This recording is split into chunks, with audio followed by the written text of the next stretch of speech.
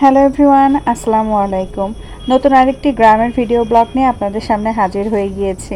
আজকের ভিডিওতে আপনাদের নিয়ে চলে এসেছি আমাদের গ্রামের আরেকটা সুন্দর মুহূর্তে। দেখতেই পাচ্ছেন গাছে কি সুন্দর পুঁইশাক হয়েছে। আমরা সবাই মিলে কয়েকদিনের জন্য গ্রামে ঘুরতে গিয়েছিলাম। গ্রামের এই শান্ত পরিবেশ, সবুজ গাছপালা আর খোলা বাতাস সব মিলিয়ে সময়টা সত্যিই অনেক সুন্দর কেটেছে। যেহেতু কোরবানির সময় বাড়িতে গিয়েছিলাম, মাংস খেতে খেতে আমাদের অবস্থা খারাপ হয়ে যাচ্ছিল, তাই ভাবলাম একটু শাকসবজি খাওয়া যাক। এরপর আমার কাকি বললেন, খুব সুন্দর পুঁইশাক হয়েছে, চলো এই পুঁইশাক দিয়ে আজকে ছোট মাছের তরকারি রান্না করি। এরপর আমরা সবাই মিলে চলে আসলাম পুঁইশাক তুলতে। সবাই মিলে গল্প করতে করতে পুঁইশাক তুলছিলাম। গ্রামের এই ছোট ছোট মুহূর্তগুলোই আসলে অনেক বেশি আনন্দের। নিজের হাতে গাছ থেকে টাটকা শাক তুলে আনার অনুভূতিটাই আলাদা।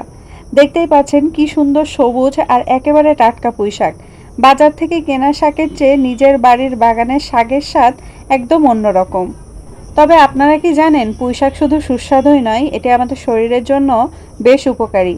এর মধ্যে রয়েছে প্রচুর পরিমাণে ভিটামিন এ, যা চোখের জন্য ভালো। এছাড়া রয়েছে ভিটামিন সি, যা রোগ প্রতিরোধ ক্ষমতা বাড়াতে সাহায্য করে। আর যাদের আয়রনের ঘাটতি রয়েছে বা রক্ত স্বল্পতা রয়েছে, তারা নিয়মিত পুঁইশাক খাওয়ার চেষ্টা করবেন। শুধু পুঁইশাক নয়, যে কোনো শাকসবজি আমি নিজ হাতে একদম টাটকা অবস্থায় তুলে রান্না করে খেতে বেশ পছন্দ করি। শহরে তো আর এই শখগুলো পূরণ করতে পারি না, তাই গ্রামে এসে পূরণ করার চেষ্টা করি। এক ঝুড়ি শাক ওঠানো হয়ে গিয়েছে। এই শাক দিয়ে সেদিন ছোট মাছের তরকারি রান্না হয়েছিল, আমি ছবি অ্যাড করে দিয়েছি। খাওয়ার টাইমে আর ভিডিও করা হয়নি। গরম ভাতের সাথে এই তরকারির স্বাদ একদম অতুলনীয় ছিল। সত্যি বলতে গ্রামের টাটকা শাক আর ছোট মাছের এই স্বাদ শহরে খুব একটা পাওয়া যায় না।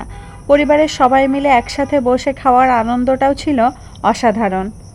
এই পুঁইশাক গাছে কিন্তু পুঁই ফলও হয়। কিছুদিন আগেই পুঁই ফল ধরেছিল, সেগুলো তুলে খেয়ে ফেলা হয়েছে। এখন আর গাছে পুঁই ফল দেখতে পাচ্ছি না।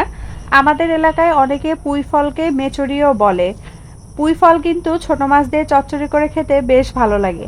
আপনাদের এলাকায় কি আপনারা পুঁই ফল খান?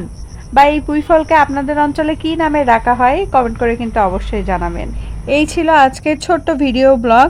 আপনাদের কেমন লাগলো অবশ্যই কমেন্ট করে জানাবেন। দেখা হবে নেক্সট ভিডিওতে নতুন কোনো টপিক নিয়ে। সে পর্যন্ত আপনারা সবাই ভালো থাকুন, সুস্থ থাকুন। আসসালামু আলাইকুম, আল্লাহ হাফিজ।